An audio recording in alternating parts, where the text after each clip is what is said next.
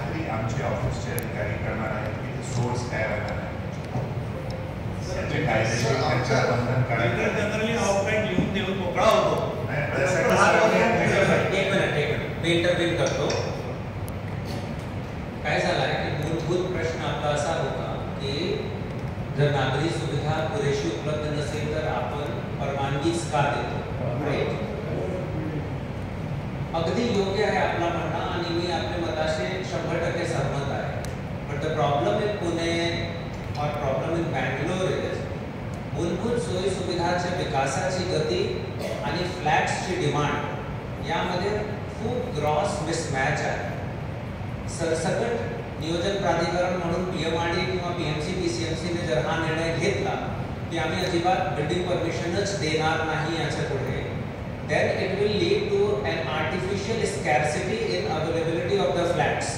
आणि मग जे मध्यमवर्गीय लोक आहेत त्यांचं स्वप्न असतो की आम्हाला एक फ्लॅट घ्यायचा आहे, त्याची किंमत खूप जास्त वाढेल.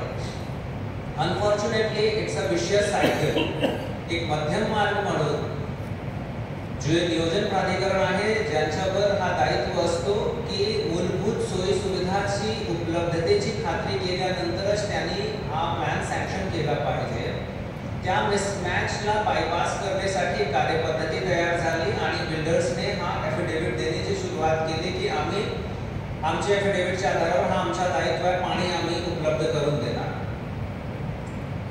आज साहेबांना निमंत्रित करण्याचा हेतू एवढाच होता की आता PMC PCMC भागामध्ये त्या ॲफिडेव्हिटच्या आधारावर जेवढा बांधकामची परवानगी मिळाली आहे त्याची फलश्रुती काय झालेली आहे हे आपण प्रत्यक्ष पाहून घेऊ आणि किमान त्याची पुनरावृत्ती PMRD भागामध्ये होणार नाही याची आपण खात्री करू. साहेबांनी आउट ऑफ वे जाऊन हा ॲक्सेप्ट केला आहे कमिशनर PMRD साहेबांनी की आम्ही इमिडिएटली हा विषय तपासतो आणि विदिन 15 डेज याच्याबद्दल सर्व गोष्टीची पाहणी केल्यानंतर आपण एक पॉलिसी डिसिजन घेऊ की फक्त बिल्डरचे ॲफिडेव्हिटच्या आधारावर किंवा ग्रामपंचायतीचे दाखलेच्या आधारावर बिल्डिंग परमिशन किंवा ऑक्युपन्सी सर्टिफिकेट न देता ॲक्च्युली तिथे जसे आता मानच्या किंवा हिंजवडीच्या आपण एक्झाम्पल देत होते की तिथे आमची आवश्यकता 1.5 लाख लिटरची आहे, आम्हाला 50,000 लिटर ॲक्च्युली भेटतो. 1/3 पाणी उपलब्ध आहे. 1 वर्षमध्ये 26 लाख रुपये, 5-7 वर्षमध्ये 2.5 कोटी रुपये आम्ही खर्च करून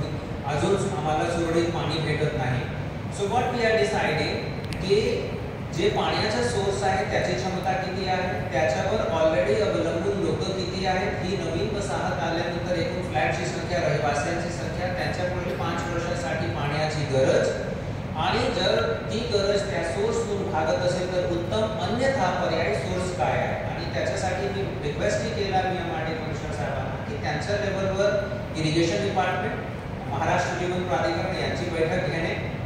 कारण अजून माय अंडरस्टँडिंग इज की PMRD भागामध्ये पाण्याची उपलब्धता एवढा मोठा संकट नाही आहे, फक्त त्याच्या सुयोग्य पद्धतीने नियोजन करणे आवश्यक आहे.